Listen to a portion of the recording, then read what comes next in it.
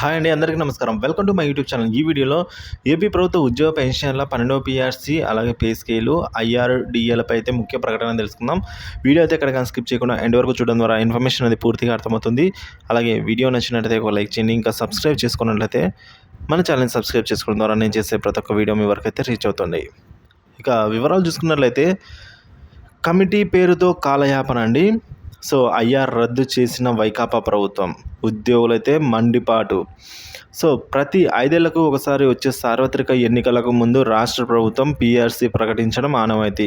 ఒకవేళ ఇది ఆలస్యమైతే ఐఆర్ ఏదైతే ఇంటీరియం రిలీఫ్ మధ్యంతర భృతి ఉంటుందో దాన్ని అయితే ప్రకటించడం జరుగుతుంది. సో ప్రస్తుతం ఎన్నికల ముందు ప్రకటించే 12వ పీఆర్సీ నివేదిక కోసం గత ఏడాది జూలైలో అయితే మన్మోహన్ సింగ్ నేతృత్వంలో రాష్ట్ర ప్రభుత్వం అయితే కమిటీ నియమించడం జరిగింది.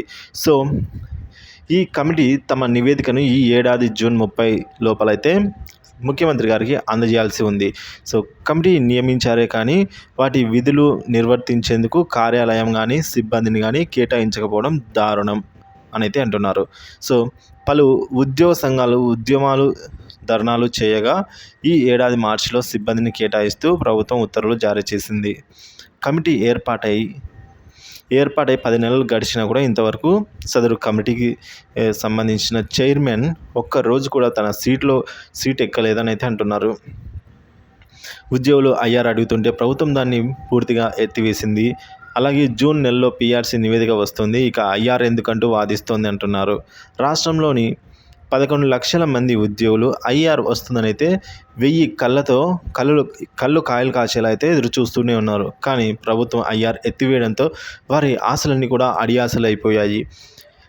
సో ఈ విధంగా గత టీడీపీ హయాంలో చూసుకున్నట్లయితే జూలై 2018లో 11వ పీఆర్సీ కమిషన్ అయితే నియమించింది. ఏడాది గడువులో అయితే నివేదికను సమర్పించాలని ఉత్తర్వులు జారీ చేసిందండి. సో నివేదికను సిద్ధం చేసిన కమిషన్ 2019లో అధికారంలోకి వచ్చిన వైకాపా ప్రభుత్వం 2022లో పీఆర్సీ నివేదికను కోరింది. సో ఈ విధంగా ఎన్నికలు ముగిసే లోపలైతే ఈ విధంగా పీఆర్సీ అనేది కోరడం జరుగుతుంది, ఆనవాయితీ. గత తెదేపా అంటే తెలుగుదేశం పార్టీ ప్రభుత్వం అయితే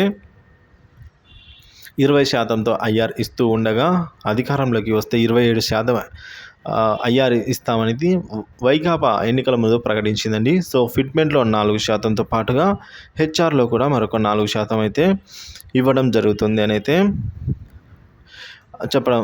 కానీ ఈ 4% ఏదైతే తగ్గించి రివర్స్ పీఆర్సీ అని పేరు తెచ్చుకున్న ఘనత వైసీపీదే అని అయితే అంటూ ఉన్నారు. సో మరి నివేదికపై ఒక్క అడుగు కూడా పడలేదు ఇంకా ఈ 12వ పీఆర్సీ సంబంధించి అయితే అంటున్నారు. సో దాని వివరాలు చూసుకున్నట్లయితే 12వ పీఆర్సీ నివేదికపై ఇప్పటి వరకు ఒక్క అడుగు కూడా ముందుకు పడలేదు. ఉద్యోగులు తీవ్ర ఆందోళన చెందుతూ ఉన్నారు. కమిషన్కు కార్యాలయమే కేటాయించలేదు. సో నివేదిక సాధ్యమేనా అని పలు ఉద్యోగ సంఘాలు గలమెత్తుతూ ఉన్నాయి. కమిషన్ ఏర్పాటై 10 నెలలు గడిచినా కూడా మరో 2 నెలల్లో నివేదిక సమర్పించాల్సి ఉంది. 30% ఐఆర్తో పాటు కొత్తగా 2 డిఏలు ఇవ్వాలని ఉద్యోగులు కోరుతూ ఉన్నారు. సో ఉద్యోగులు పెన్షన్లు మధ్యంతర భృతిపై సర్కారు ఎలాంటి ప్రకటన చేయకపోవడంతో అయితే ఆందోళన చెందారు. ఎన్నికల నోటిఫికేషన్ ముందే ఐఆర్ ప్రకటిస్తారా అని ఆశించారు. 12వ పీఆర్సీ ఏర్పడకపోవడం, కనీసం ఐఆర్ పైన నిర్ణయం కూడా వెలువడకపోవడం ఉద్యోగ పెన్షన్దారులలో తీవ్ర అసంతృప్తి అయితే వ్యక్తం చేస్తూ ఉన్నారండి ఉద్యోగ మరియు పెన్షనర్లు. సో మరి ఈ విధంగా మనం చూసుకున్నట్లయితే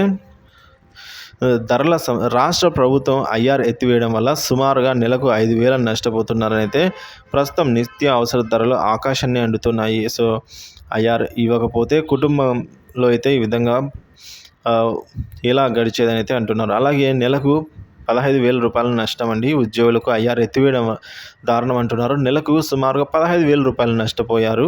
సో ఇంటిపై తీసుకున్న రుణం చెల్లించేందుకు చాలామంది అయితే ఇబ్బందులు పడాల్సిన పరిస్థితి ఎదురవుతుంది. దీనికి తోడు వైకాపా ప్రభుత్వం హెచ్ఆర్ఏ కూడా తగ్గించిందని అయితే సో ఈ విధంగా చెబుతూ ఉన్నారు. మరి చూసుకోవచ్చండి, ఇప్పుడు మనము